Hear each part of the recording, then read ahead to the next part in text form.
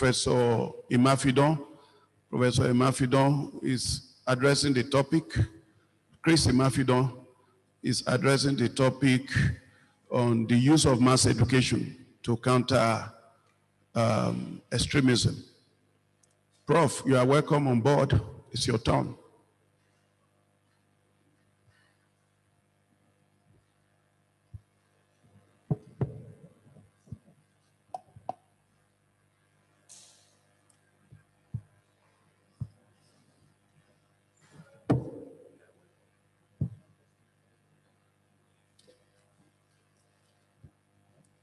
Professor Imafidon, you're on the spotlight already. Okay, can everyone hear me?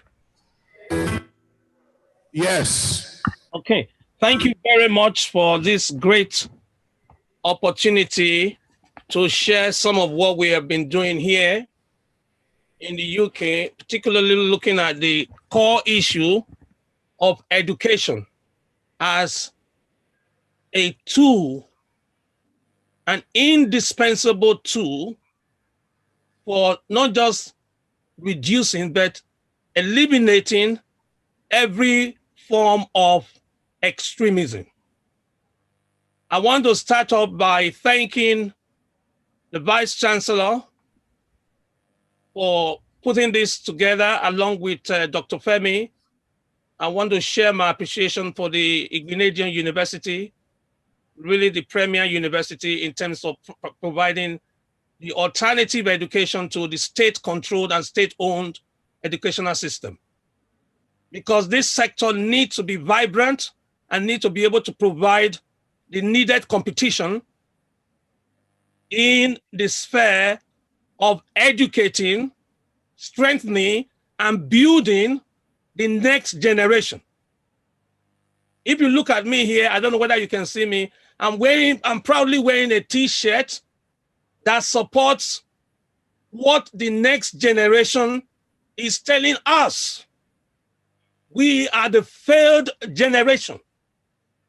NSAS represents the new fresh voice that will reorientate the nation, because this nation is drifting towards an abyss. This is not the nation that I was born into. The Nigeria I was born into was a country where the neighbor looked after his neighbor. We were our brother's keepers. The nation I read of now and see on television is totally unrecognizable from the nation I once held proudly and shared my passion for. I'm very pleased that the former Defense Chief, Professor General Gwanzo, spoke earlier and expressed a figure that I think all leaders in the states and Abuja must hear. Terrorism is 20% military and 80% others. I wish we can hold that statistic in mind.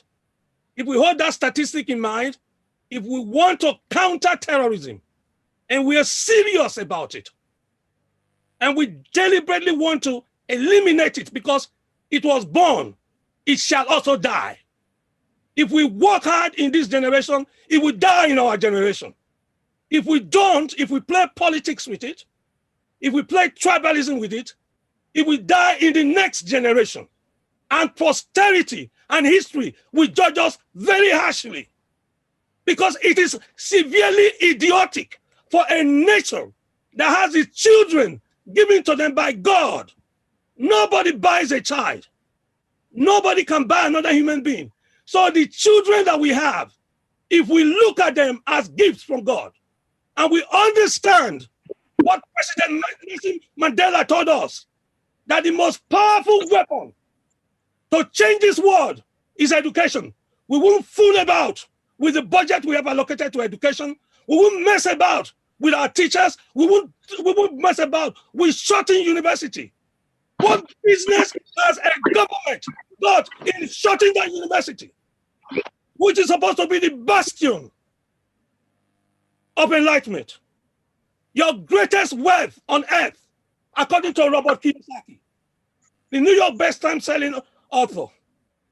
He said your greatest wealth on earth is not the oil in the ground, it's not the gold in the ground. Your greatest wealth on earth is education.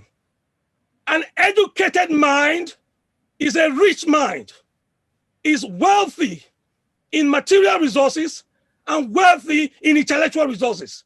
So the main thing I want Igbeneghu University to do is commission, let charity begin at home, commission that the Department for Education in the university comes out with their graduates. I can work with you to educate every single Nigerian child. It is a birthright. It doesn't matter whether you are born in Sokoto or you are born in Southampton. It doesn't matter if you are born in Boronu. Education, that means the identification, the development, and the deployment of your God-given talent. That's education. I'm not talking about certification. Certification is when you go into a classroom, listen to a body of knowledge, regurgitate it at the end of the term, and you are given a piece of paper. That serves no country, no good. What is education? And truly, an educated mind is a mind that is developed for community building, a mind that is developed understanding that the genius in them has to be expressed in their generation. So what I will really, really cry for and yearn for is for every single hearer to me today, the voice, sound of my voice. You are a quasi-educator. What you know, you share with others. I still believe that the entire Boko Haram problem can be solved in 6 months. I know it can be solved in 6 months because the people that are in the forefront of it have minds that have been undeveloped, warped, or underdeveloped. If those soldiers, if those so-called terrorists who, by the way, from the last I heard, were members of the human race. By the way, from the last I heard, they eat food when they're hungry. By the way, from the last I heard, they drink water when they are thirsty. So the commonalities between the victim and the perpetrator can be hybrid using the most powerful tool on the planet Earth, education, by identifying what they love. There is nothing called Islamic education. There is nothing called Christian education. Education is neutral.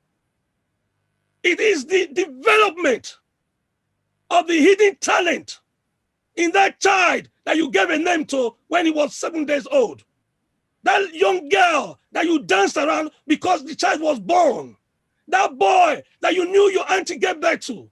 If we treat every child, underline this, every child, every youth, every adult as your biological relative, as being linked to you, the issue of extremism becomes history.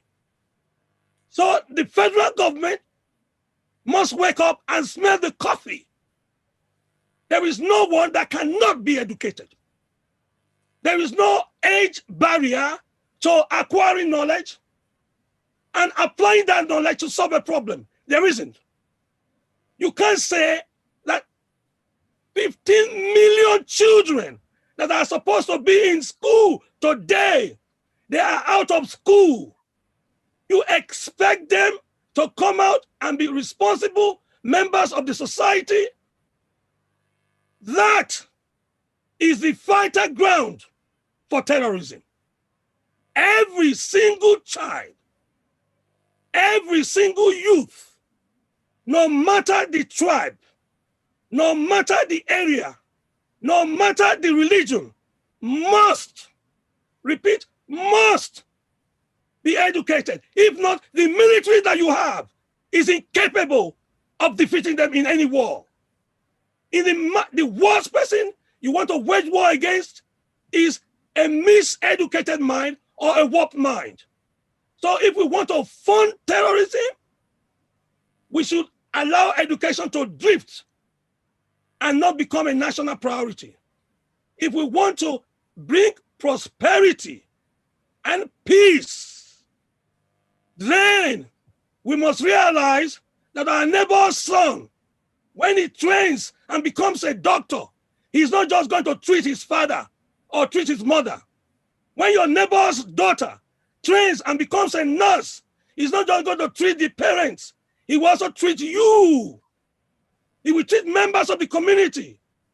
Therefore, because of this untold benefit, not just the so-called war against extremism, but because of the sure requirement for us to be a father to the nations, to be a brother to your neighbor, to walk in that knowledge that if you know of someone right now that is not getting the education you want for your son, I'm not saying education that you have in school.